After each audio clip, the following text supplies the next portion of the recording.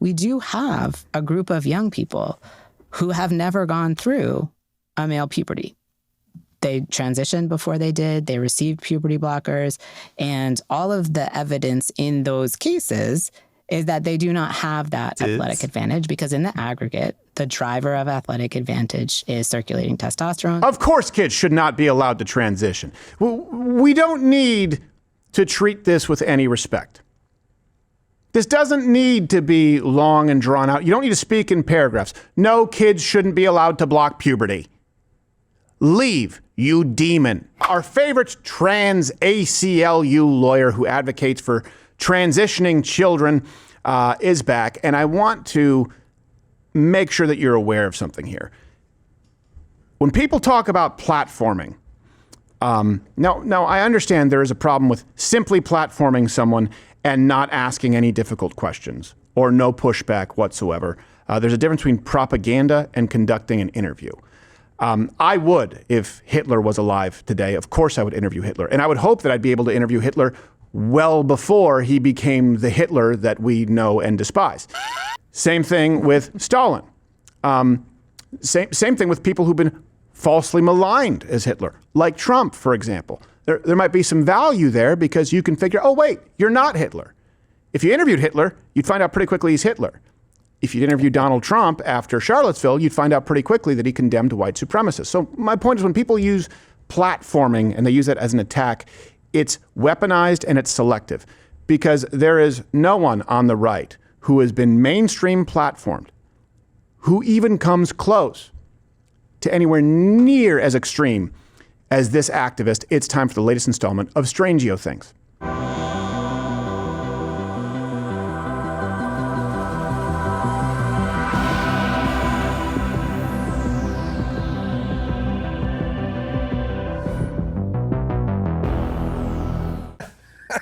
Ugh. So on the theme of platforming, let's not straw man this. Let's take the most extreme views that you see, and I don't even consider them necessarily on the right, because a lot of people with these views have said, I'm not conservative, I'm not right wing.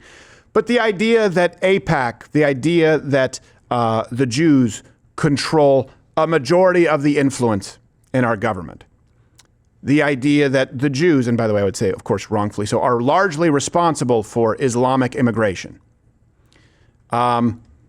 Okay, this is kind of what people are discussing when they're discussing extreme views on the right. Is that as impermissible as chopping off kids, sewing up their, or, you know what, the moderate version, chemical castration and puberty blockers forever altering their sexual performance, their brain development? As a matter of policy, is it even close? So I don't want to hear anyone on the left about platforming when the New York Times decided to platform this man and this woman who claims to be a man. You see, even I can get mixed up. That's how effective they are, which brings us to an edition of Claim Truth. All right, here's the first claim that Strangio makes. Now take this and also combine it with Netflix, because this Strangio is going to be on the board. That trans is it's actually something that is valid and needs medical intervention. And this sounds very much, listen closely, and then ask yourself how we got here, when the case made for LGBTQAIP is nothing more than religious doublespeak. What it differs from the sex we are given based on our genitals at birth, and whether we are a boy or a girl or a man or a woman, I think is most of the time we see ourselves exactly as the genital check confirmed. Most people do. And then that there's some of us who reject reality. Don't. There's something just fundamental and deep about the fact that that wasn't the right way of seeing us. And so I would say a man or a woman is someone who understands in their core that they are a man or a woman. One of the ways that this condition is treated is through medical interventions that aim to minimize that very serious distress. You know what phrase was never used before 3-4 years ago? Medical. And so I would say that a man, or I believe that a woman, it was never a discussion, because as much as the left loves to say this, it was settled science. And I don't mean it was settled science by Fauci in a wet market. What I mean to say was settled science as soon as cavemen clubbed a lady over the head and decided to put his P in her V. Also, nobody was talking about medical intervention. Yeah. For anything other than something that would kill you. Right. And here's the truth. Where this person says, and most of them, correspond with the genitals check, and some don't. Okay, so you reject the genital check. All right? Well, what else do we go to? Because that's what we would look at to see if you're male or female, right? Your primary sex organs. Well, the next closest thing we would have where we know serious biological differences, especially with a baby, would be a brain. We do know that male and female brains develop differently. They operate differently. So if we go to check that, again, the science comes in. Trans people have brains that correspond with their biological sex. You cannot point me to any data, to any studies that show with any type of consistency or any level of being convincing that you're born with the wrong brain. That actually there can be a medical case, a scientific case to be made. It doesn't exist. These people are just saying, I don't like being a man. I don't like being a woman, and I want to live out my fetish. Here's another truth. The other medical interventions that this person is advocating, which is more extreme than even the most extreme faction on the right, to be clear, it doesn't work either. These interventions don't work. Yeah. So, for example, those who go through sex change surgery, post-op transgenders are still 19 times more likely to commit suicide than the general population. And 75 to 90% of kids who don't transition, if you pretty much do nothing, they grow out of it. Once you intervene, 0% grow out of it. So would you want your kids to be in that 19 times more likely to commit suicide demographic? Or should you just do nothing and they'll grow out of it? Because you're guaranteeing it. This is an evil death cult. That's why I say the primary enemy of Western civilization in the United States is still the left. And it's not even close. And by the way, we've gone a little bit long, so if you are not a Mug Club member, a Rumble Premium member, the two are one and the same now. Click that button below. It's a great Christmas gift, especially if you join annually. You get this wonderful hand-etched mug. You get everything ad-free. You get 100% more show. You get the Friday show. It's your best one-stop shop. There's so much being added to Rumble Premium. We are funded by viewers like you. So whenever people point a Fed and a Fed and a Fed, or you're funded by this government, that government, no one really lobs that accusation here because it just won't stick. We ask that you continue to allow us to do that and be completely independent. Let's go on to the next claim being made here. And this one's just silly. It's almost like the left has said, let's just say the opposite of the truth. And if we say it enough, people will believe it. It's not almost. That's what they're doing. The claim here is there's no incentive for anyone to be trans in today's society. I understand having all sorts of fears about what my kid is going to see on social media, what is going to happen at school. And I think we're primed to have a lot of anxiety about our children. She owns it. I personally feel that a lot of the anxiety I have about my child is very reasonable. I also don't think that there is an incentive for people to become trans in the world. Oh, you don't? Well, here's the truth. Let me give you a few of them. Trans athletes took over 900 medals from over 600 female athletes. You've got Miss Universe is owned by a trans. You have trans competitors, not to mention Woman of the Year. Several times, trans models being elevated on the cover of Sports Illustrated swimsuit editions. Not to mention all the media attention. Hey, Ellen Page. Was Ellen Page relevant until Ellen Page decided to become Elliot Page? No. You have celebrities who decide to use their trans children as some kind of a social currency. Not to mention there's kind of an incentive if you're going to be sentenced to prison, because wouldn't it be better if you're a biological man to not be surrounded by other stronger biological men and just go into a woman's prison? And then, of course, you end up with transgender inmates raping not fellow, because they're raping, you end up with transgender male inmates raping female inmates. Not to mention the special protection under the law. You can check these references for yourself.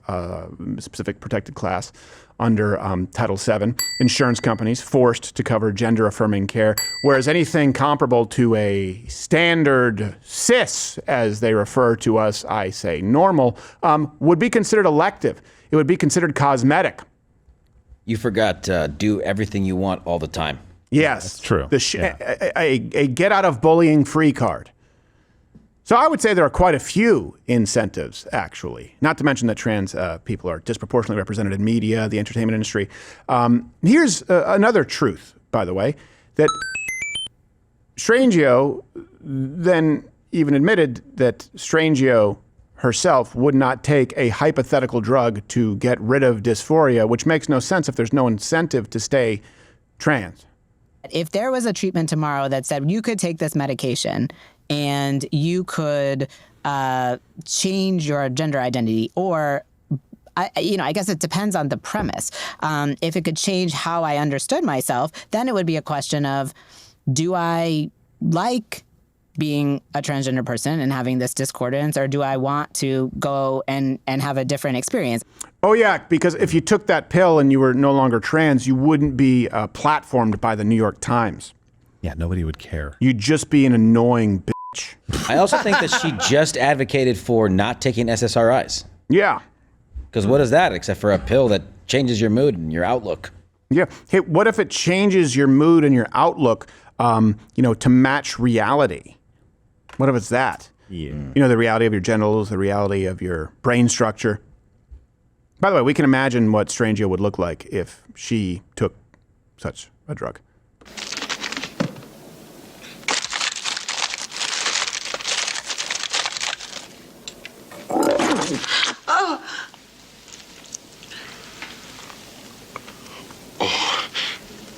That's disgusting. Correct, Strangio. That New York Times reporter missed a great opportunity. Yeah. When she said, these pills, it's bad. What about hormone blockers? Yeah. What about taking testosterone pills, estrogen pills? Yeah. That's fine. Right. You're fine with that. Yeah. No. You have to take all of said medical interventions and potentially like physical procedures to match your true identity. Mm-hmm. Remember when we were told when we were little, they were like, hey, it's okay to just be authentic, be who you really are. Yeah. And that meant don't change the way you dress. Don't try and change the way you speak. Don't change the way you look and act, because you're trying to fit in when eventually you're going to realize it's okay to be you. Now it's like, hey, be who you really are. Change everything through hundreds of thousands of dollars of unnatural procedures, chemical enhancements. That's how you know you're on the right track. At like 6 or 8 years old, when you can't even pick what you eat for breakfast. Yeah. Some parenting styles are better than others, Gerald, and some of us let our kids eat whatever the hell they want. That's true. It's true. So, but I do have to get that diabetes appointment. So. Yeah. Now with my kids, it's nothing but strawberry preserves and whipped cream sandwiches. What did Santa bring? Sugarfoot. Yes, exactly right. That's not coal. Here's the next claim. It's fool's coal. Here's the next claim from Strangio that, and this is what it was always going to be about. They said, love is love. Who could disagree with that? They said, oh, it's all the same, right? Marriage, male, woman, man, woman, till death do us part, or not, no fault divorce, and man, and you can change your name, you can change your gender. Look, adults can do whatever they want in their own bedroom. Yeah, but now it's in the sporting arena. Oh yeah, well you wouldn't have that problem actually if you stopped biology from running its course and just blocked puberty in the first place. Here you go. We do have a group of young people who have never gone through a male puberty. They transitioned before they did, they received puberty blockers, and all of the evidence in those cases is that they do not have that athletic advantage, because in the aggregate, the driver of athletic advantage is circulating testosterone. They have never had that. They've never gone through an endogenous puberty. Shut up! They, too, are categorically barred from all women's teams. Strangio went on to make very clear that he does, in fact, represent the Lollipop Guild. Here's the truth. Of course, kids should not be allowed to transition. We don't need to treat this with any respect. This doesn't need to be long and drawn out. You don't need to speak in paragraphs. No, kids shouldn't be allowed to block puberty. Leave, you demon. Okay? Is that? And by the way, this also ignores biological reality, even pre-puberty. Okay, boys between the ages of 5 to 10, they still have around 10% more muscle mass than girls. Boys still tend to be, sure, the difference is far less stark pre-puberty. We all know that. But we also know that boys and girls are different, and there are a multitude of factors that come into play. The interviewer, Ross, I don't know his last name, refuted the claim with pretty simple anecdote, and I get that it's anecdotal, but that's in combination with the empirical. Go check out the references. A school in my general vicinity during the peak of what we call wokeness nowadays had a field day that had traditionally had separate sports for men and women, and they decided they needed to put the girls and boys together.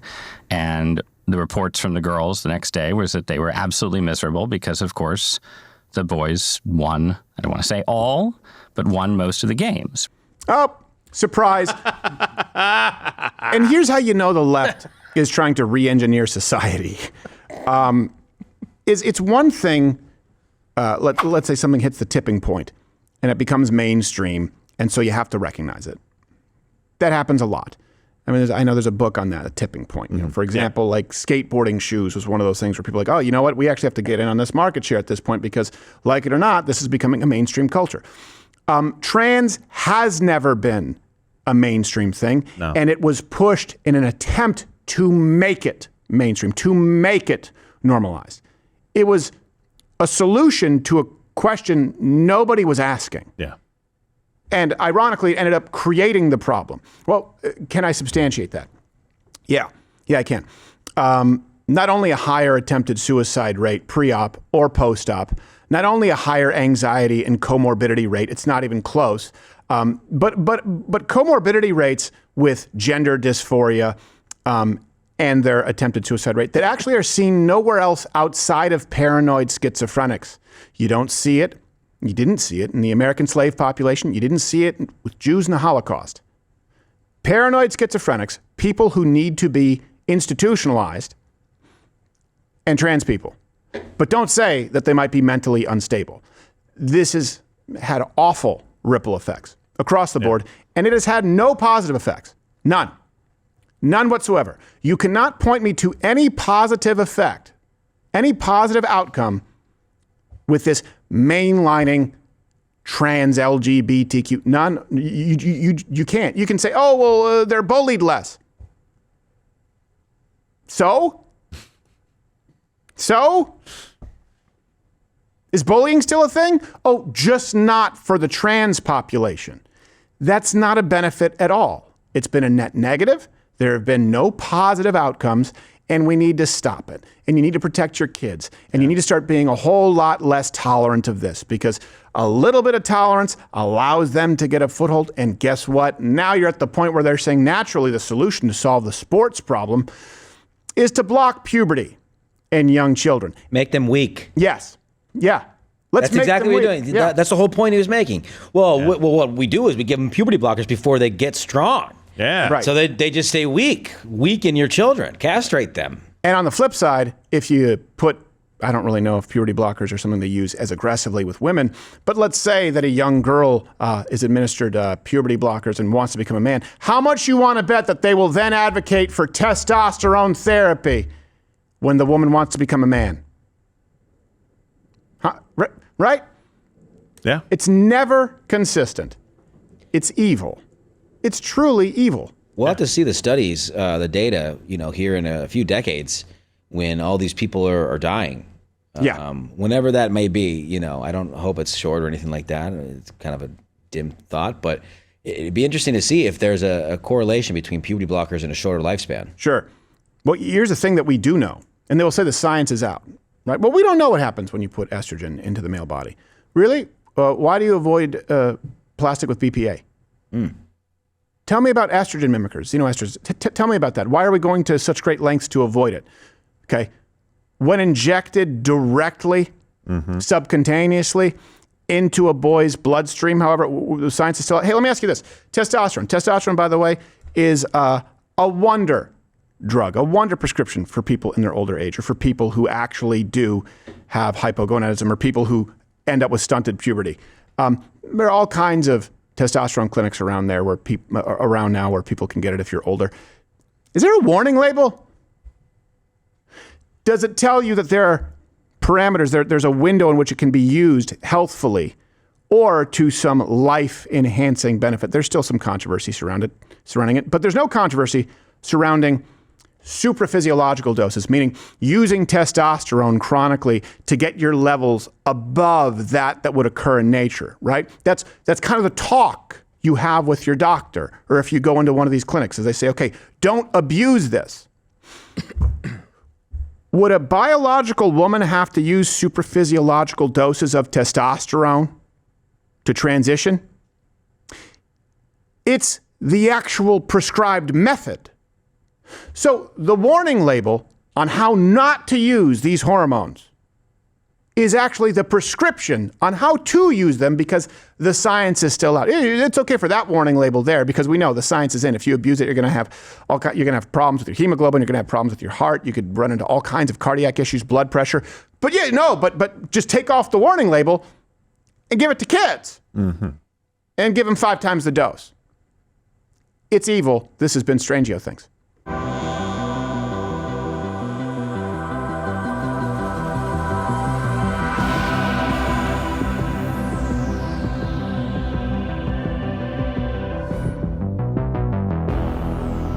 Hey, if you're still watching this, you may be one of the 6 million or so subscribers on YouTube who is, for one reason or another, I don't understand it, still here.